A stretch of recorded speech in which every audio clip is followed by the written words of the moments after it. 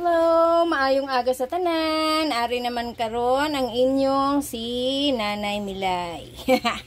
Magluluto ako ng ano lang to.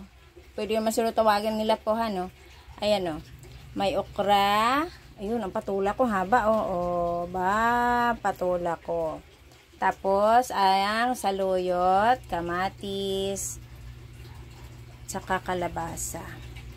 Ang sahog ko ay ayan ang sahog ko. Charing! Yan. Yan ang tira namin na tahong ng isang araw. Kaysa masayang, lalagyan ko siya ng gulay. O, diba? Nakatipid na naman ang inyong nanay. Teka lang, kasi maghihiwa muna tayo. Hihiwain lang natin ang ating kamatis, saka ilagay sa tubig na mainit. Ay, papa. Ano na. Sige, mamaya ko na lang ilagay ang aking, mamaya ko na buksan yung kalan.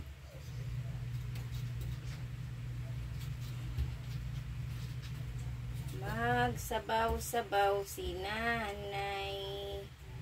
Kasi, manghirap kaya pag pag walang sabaw yung ulam, napakahirap lumunok ng kanin. Siyempre, tayo, laking probinsya, kailangan naghanap palagi ng sabaw. Sanay tayo sa mga sabaw-sabaw, mga dahon-dahon sa probinsya, mga gulay-gulay. Diba? Ganun, ganun.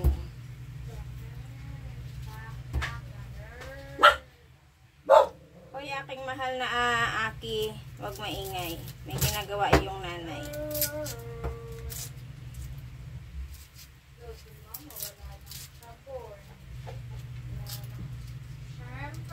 Ay, yung kalabaw, naliligo naman. Wala mang sabon, walang shampoo. Lumaki man yan.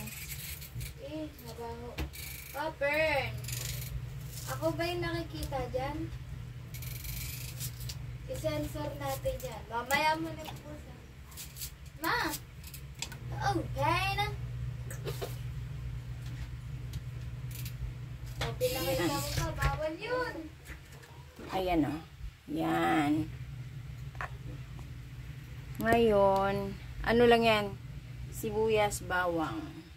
Ay, sibuyas. Kamatis, sibuyas pala. Tapos, pakuluan muna natin. Tapos, pagkapakulo natin, pag kumulo mamaya yan, saka natin ilagay ang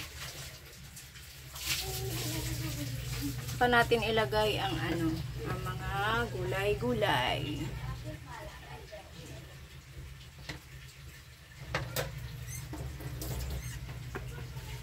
Kasi maliit lang yung ating space, kaya ganyan lang.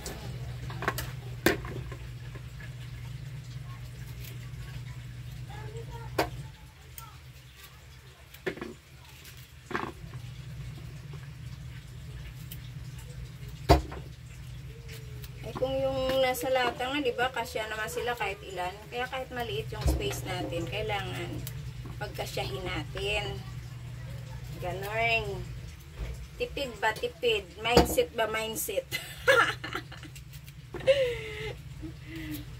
Kasabihan nga, pag maiksi, matutong mamaluktot. Diba? Ay ba? Pag maiksi pala yung kumot, kailangan mamaluktot. Diba? Matutong mamaluktot pag maiksi ang ating kumot. Kaya ganon din sitwasyon natin. Pag maliit ang pwesto, kailangan pagkasyahin natin. Dinamihan ko tong kalabasa kasi yung yung aking mamaya nahulog pa tayong yung aking si Doggy mahilig sa kalabasa. Kaya dinamihan ko tong kalabasa.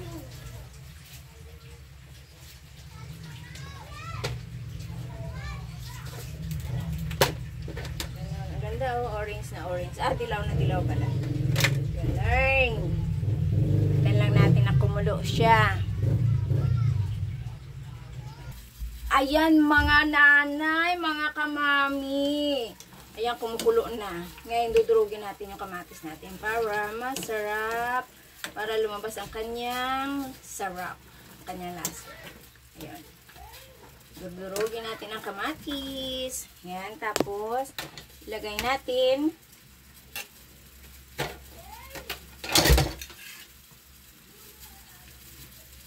Ilagay natin ang ating kalabasa kasi unahin natin nalagay ito kasi medyo matagal-tagal maluto. Matigas-tigas siya. Sabay na natin si aling okra. Yan.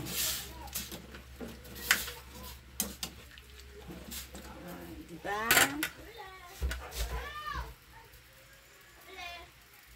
Ayan, nalagay natin ang okra at saka kalabasa. Ngayon, gagawin naman natin, takipan muna natin para mabilis kumulo. Ayun, para mabilis lumambot ang ating kalabasa at saka okra.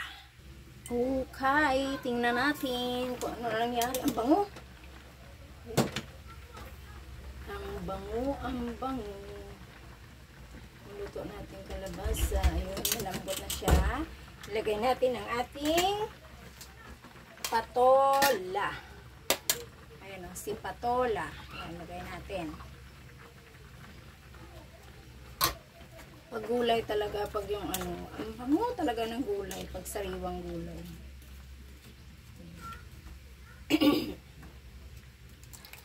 Ilagay na natin ang ating sahog. Ay.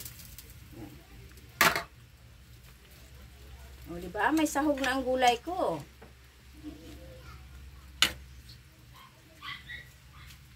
Takipin natin muna ulit. Yan. Ayan, kumukulo na. Umaapaw na. Yun. O, diba? Kasi, iba talaga pag yung sarili mong luto.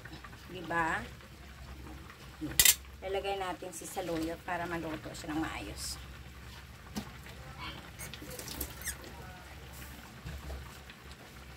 Kasi alam na alam mo talaga pag ikaw mismo nagluluto. Kasi minsan yung pagbili na bili ka lang,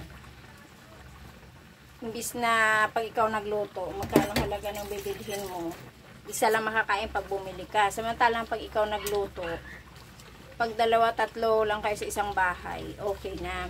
Pero pag nagbili ka ng luto, ikaw lang isa kakain. O bibili ka na naman ng ibang klaseng luto. O magkano isang luto ngayon, di ba? Kaya mas makakatipid ka talaga pag sariling magluto ka na lang sa bahay.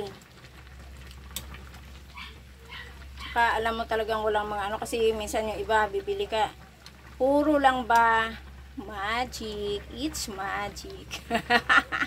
hindi naman ano, pero karamihan talaga kasi nagluluto, magic ginagamit, ang gumagamit ng magic, di ba? Ay ito, wala nang magic. Sariling kata, sariling lasa. Ayan. Diba? Kumain natin kung ano lasa.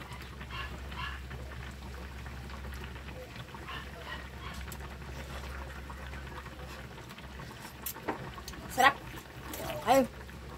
Kaya antayin lang natin na maluto yung dahon ng saluyot. Tapos, yun, okay na. O, diba? Napakabilis lang magluto talaga.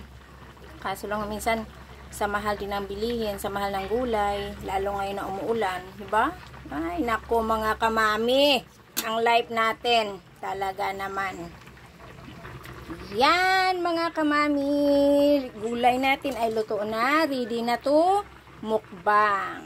Okay? Bye! Love you all! Kain na tayo! Ingat po tayong lahat. God bless!